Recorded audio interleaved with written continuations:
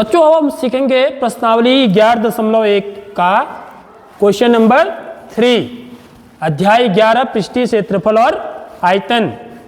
क्या कह रहा है? एक शंकु का वक्र पृष्ठीय क्षेत्रफल 308 सेंटीमीटर स्क्वायर है या वर्ग सेंटीमीटर है, ठीक है, और इसकी तिर्यक ऊंचाई 14 सेंटीमीटर है, ठीक है। यहाँ पर चित्र में मैंने दिखा दिया है, शंकु है, इसकी तिर्यक ऊंचाई 14 सेंटीमीटर। ज्ञात कीजिए नंबर फर्स्ट, इसके आधार की त्रिज्या कितनी होगी, दूसरा शंकु का कुल पृष्ठीय क्षेत्रफल कितना होगा। समझ रहे हो बात? मतलब आपको ये शंकु है, इसकी आपको तिर्यक ऊंचाई दे रखी है, ठीक है। दूसरी बात देखो, ये शंकु में जो आपका पेंट लगा हुआ है, लाल पेंट लगा हुआ दिख रहा है, यह इसका क्या कहलाता है? वक्र पृष्ठीय क्षेत्रफल। जिसमें लाल पेंट दिख रहा है आपको है लगा हुआ, यह भाग वक्र पृष्ठीय क्षेत्रफल इतना है, इसका 308 सेंटीमीटर स्क्वायर। तो हमें क्या करना है? इसके आधार की त्रिज्या ज्ञात करनी है। तो इसका आधार जो है ना वृत्ताकार है ना, तो इसका वृत्त का क्या होता है? एक केंद्र होगा, ठीक है, और क्या होगा? व्यास होगा, और त्रिज्या भी जरूर होगी। समझ में आ रही बात? इसकी त्रिज्या भी जरूर होगी ना, केंद्र से परिधि की दूरी, तो वो निकालनी है आपको। तो कैसे करेंगे सवाल को देखिए। तो पहले चीज, पहला वाला पार्ट जो है, पहले वाले पार्ट के लिए माना शंकु के आधार की त्रिज्या, आधार की त्रिज्या जो चीज निकालनी है उसको हम जो चीज बोलते हैं वो लिख लेंगे, ठीक है। बराबर कितनी है माना? 8 सेंटीमीटर। तो त्रिज्या को r से दिखाते हैं, तो माना क्योंकि पूछ रहा है, त्रिज्या पूछ रहा है, तो त्रिज्या माना 8 सेंटीमीटर है। अब जो जो चीजें हमको दी रखी हैं, ठीक है, तिर्यक ऊंचाई दे रखी है, शंकु की तिर्यक ऊंचाई L बराबर 14 सेंटीमीटर। अब हम सबसे पहले सूत्र इस्तेमाल करेंगे यहां पर, किस चीज का? जिस चीज हमको दे रखी है, देखिए क्या दे रखा है? वक्र पृष्ठीय क्षेत्रफल। इसलिए शंकु का वक्र पृष्ठीय क्षेत्रफल, वक्र पृष्ठीय क्षेत्रफल बराबर पाई आर एल, ठीक है। यह तो सूत्र होता है, इतना होता है इस शंकु का। यदि इसकी तिर्यक ऊंचाई एल है, आधार की त्रिज्या आर है, तो इसका जो वक्र पृष्ठीय क्षेत्रफल होगा वो इतना होगा, पाई आर एल। लेकिन प्रश्न में तो इतना दे रखा है, 308 सेंटीमीटर स्क्वायर। आगे बात समझ में? इसलिए प्रश्नानुसार यहां पर ऐसे लिखा जाता है, प्रश्नानुसार पाई आर एल, वक्र पृष्ठीय क्षेत्रफल कितना दिया हुआ है? 308, यानी कि जो ये होगा ये इसके बराबर होगा, होगा नहीं होगा? क्योंकि ये भी वक्र पृष्ठीय क्षेत्रफल है, ये भी वक्र पृष्ठीय क्षेत्रफल है, ठीक है। अब यहां से क्या बनती है बच्चों? समीकरण बनती है। ये समीकरण तो बन गई है क्या? ठीक है। तो पाई का मान 22/7, आर का मान निकालना है, ये बीच में गुणा का चिन्ह होता है इनके।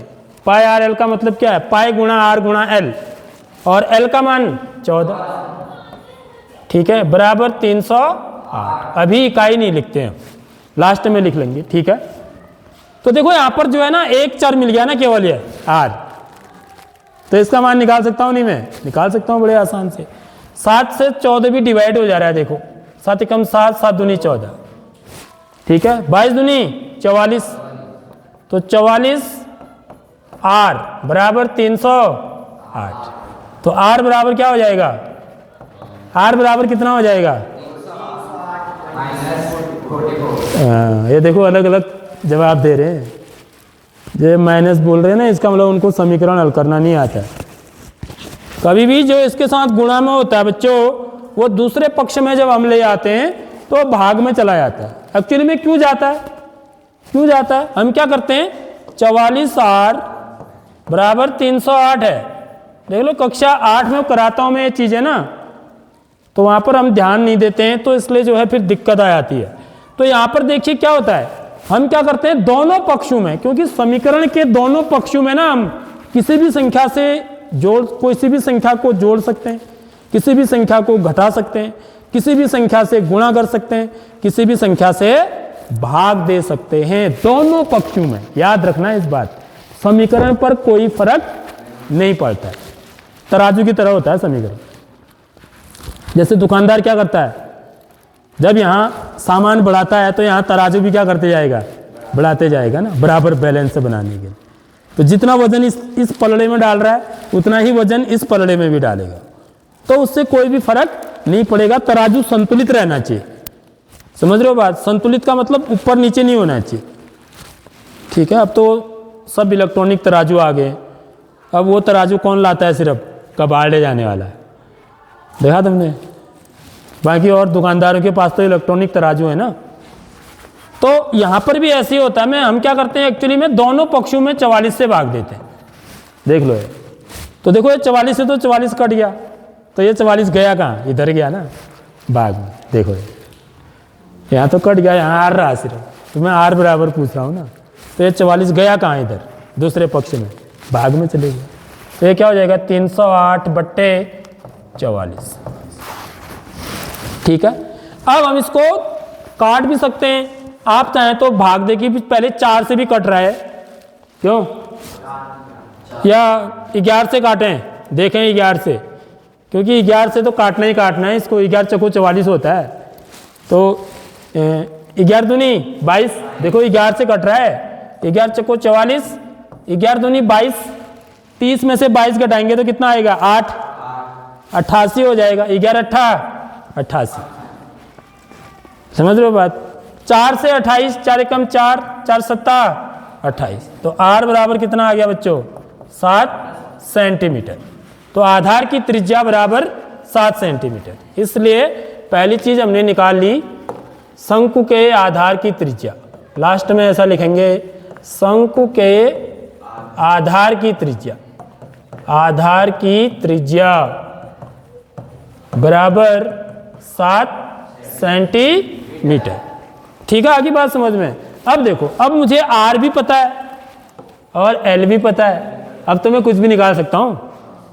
तो कुल पृष्ठीय क्षेत्रफल निकालना अब क्या है, कठिन थोड़ी है, समझ रहे हो बात। अब मैं क्या करूंगा, कुल पृष्ठीय क्षेत्रफल निकालने के लिए पाई आर एल धन पाई आर स्क्वायर करूंगा या फिर कुछ और करूंगा। अब मैं ना सिर्फ पाई आर स्क्वायर ही निकालता हूं, पाई आर एल तो इतना ही है, वक्र पृष्ठीय क्षेत्रफल तो दे ही रखा है ना। अब मुझे सिर्फ यही वाला क्षेत्रफल का निकालना है, तो यह कितना होगा, पाई आर स्क्वायर, ठीक है। समझ में आ रही बात। तो इसलिए शंकु का सेकंड पार्ट, ठीक है, सेकंड पार्ट पूछ रहा है, शंकु का कुल पृष्ठीय क्षेत्रफल, कुल पृष्ठीय क्षेत्रफल बराबर वक्र पृष्ठीय क्षेत्रफल, वक्र पृष्ठीय क्षेत्रफल धन पाई आर स्क्वायर। क्या मैं ऐसा लिख सकता हूं, नहीं लिख सकते। अब वक्र पृष्ठीय क्षेत्रफल तो आपको दिया ही हुआ है ना, 308 सेंटीमीटर स्क्वायर, इसको दोबारा क्यों निकालना हो रहा है, प्लस पाई आर स्क्वायर 22/7 गुणा 7 का वर्ग, इतना सेंटीमीटर स्क्वायर। ये भी सेंटीमीटर स्क्वायर हो जाएगा। 7 से इसकी एक घात कट गई, ऐसे काटते हैं इसको, समझ रहे हो बात, घातांक के नियम से। इसकी घात 1 है, 2 में से 1 घटाएंगे 1, तो यहाँ पर बचा 7 केवल। 308 सेंटीमीटर स्क्वायर प्लस 22, 7 दूनी 14 का 4 हासिल 1, 7 दूनी 14 और 1 15 सेंटीमीटर स्क्वायर। तो 8 4 12 का 2 हासिल 1, 5 और 1 6, 3 और 1 4, 462 सेंटीमीटर स्क्वायर हो जाएगा, ठीक है। आगे बात समझ में।